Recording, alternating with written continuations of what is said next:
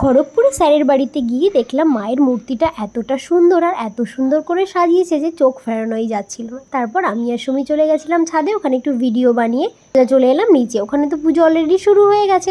বাইরেটা বসে বসে আমরা দুজনে মিলে পুজো দেখছিলাম। পর তো আমরা একটু কফি খেলাম, আর এখনও তো সবার সঙ্গে ওখানে পরিচয় হয়নি, তাই আর কারোর সঙ্গে কথা সেরকমভাবে হয়নি। যারা কথা বলছিল তো সবাই এমনি ভালো ব্যবহার, ভালোই আমাদের সঙ্গে কথা পর তো আমরা খেতে বসে গেছিলাম। খাবারে আজকে অনেক কিছুই ছিল। বেগুনি দিয়ে দিয়েছিল ফার্স্টে, তারপর ফ্রায়েড রাইস ছিল, চিলি সয়াবিন ছিল, পনিরের একটা আইটেম ছিল, খিচুড়ি ছিল, সঙ্গে একটা সবজি ছিল, মিষ্টি, পাঁপড়, চাটনি, পায়েস, যা যা থাকে এত কিছু দিয়ে দিয়েছিল যে আমরা কেউই খেতে পারছিলাম না।